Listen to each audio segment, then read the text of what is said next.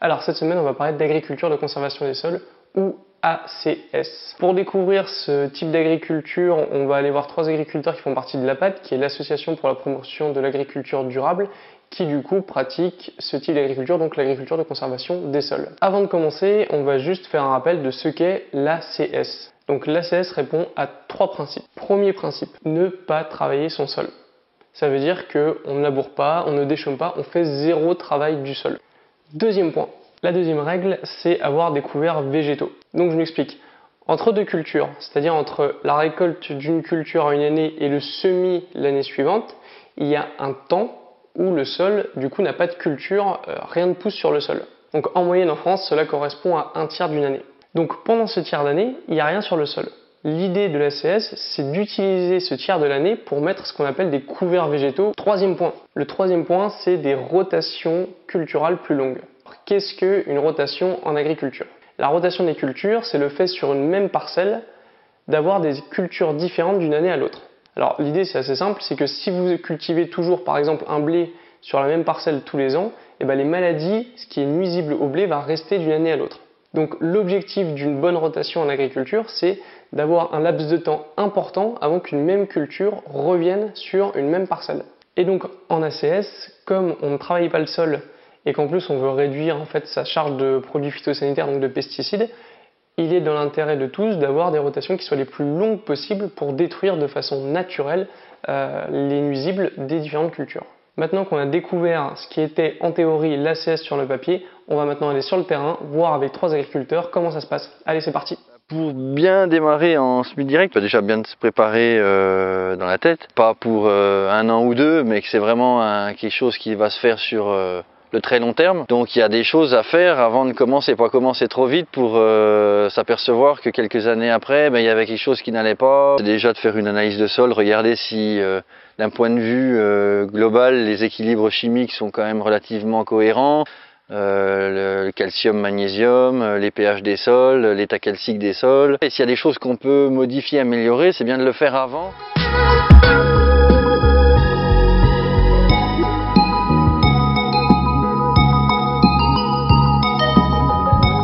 Alors donc là on est dans une parcelle où tu as semé un couvert qui est autour de nous. Donc tu avais quoi dans cette parcelle avant? Donc ça c'était une parcelle qui était implantée en blé. Les pailles ont été restituées, c'est-à-dire broyées et remis au sol. Ok, donc on peut le voir là un peu? Ouais, ça fait une couverture déjà.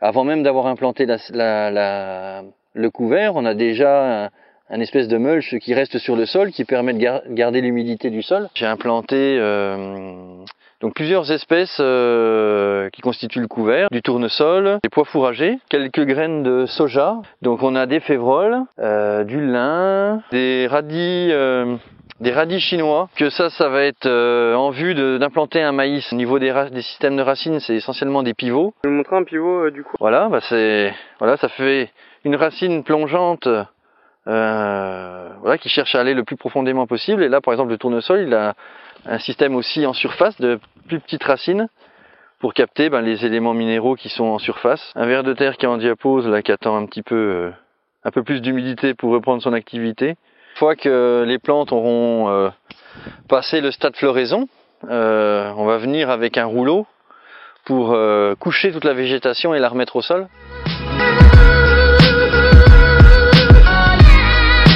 Donc là du coup on est dans un maïs qui a suivi exactement l'itinéraire qu'on a vu avant, c'est-à-dire du coup tu avais un blé en précédent, voilà. Exactement le même couvert, voilà, du coup il a poussé là. Voilà, on voit donc le couvert avait été écrasé à peu près au mois de novembre. Au sol, le reste du couvert, ça c'est des anciennes cannes de tournesol, ça c'est des tiges de pois fourragers et un petit peu de paille de blé qui restait. Ça a permis de garder aussi l'eau tout au long de l'année. Au moment où on sème les maïs, le temps que le maïs recouvre et cache le sol, le soleil, si le sol est nu, le soleil tape sur le terrain et assèche le sol assez rapidement. Donc le fait d'avoir des résidus, un mulch comme ça entre les rangs de maïs permet de garder quand même de la fraîcheur. Bon, on est sur des maïs qui ont quand même gardé un potentiel de rendement assez bon, quoi, malgré que ça soit une année peu favorable au maïs, quoi.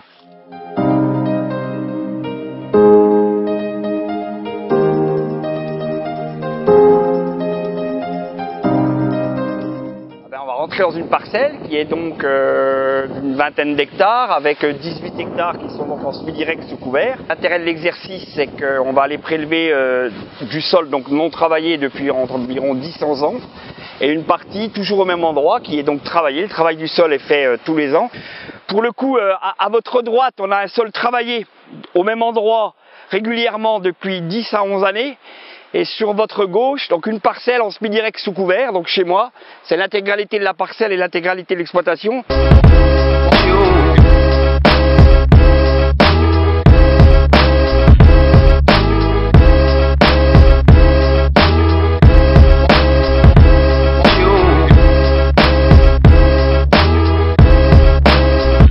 Alors du coup, tu vas nous expliquer un petit peu ce qu'on va faire maintenant qu'on a fait le prélèvement. Voilà, on sort de la parcelle. Donc dans la même parcelle, nous avons prélevé de la terre. Pour rappel, donc on va montrer un seul échantillon de la terre. Donc dans la même parcelle de terre travaillée, pardon, je vais y arriver, que l'on va mettre ensuite dans un petit support métallique grillagé. Ensuite que l'on va poser dans les colonnes, on appelle ça les colonnes d'eau. Et puis ensuite nous procéderons donc à la simulation d'une pluie sur ce support, voilà. Et dans un deuxième temps, la même chose, donc avec le deuxième support de terre que l'on a prélevé, rappelez-vous dans la parcelle, donc on a prélevé du sol, mais qui a le couvert par-dessus et le reste de paille du précédent cultural, voilà.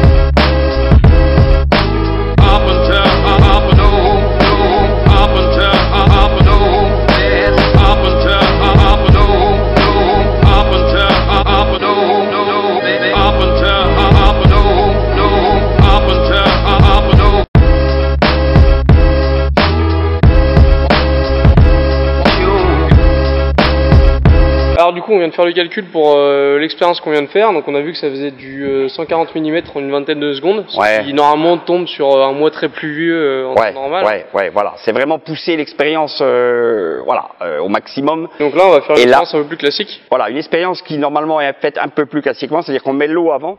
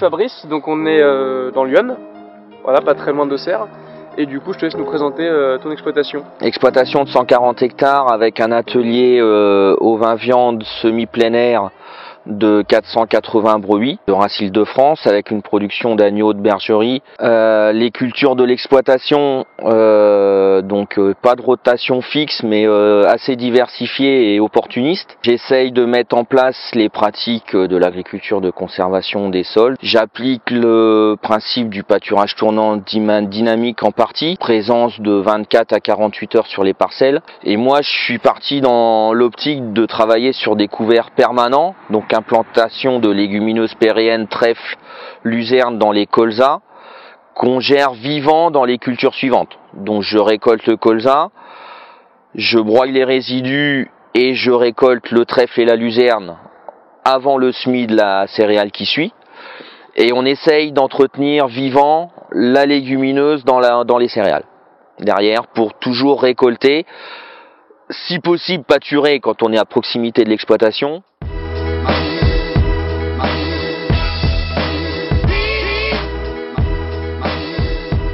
Donc là on est dans un couvert permanent de luzerne. Après une récolte d'escourgeons qui a lieu fin juin. Donc récolte de l'escourgeon, exportation des pailles pour les besoins du troupeau. Donc les pailles qui seront ramenées sous forme de fumier pour la fertilité du sol.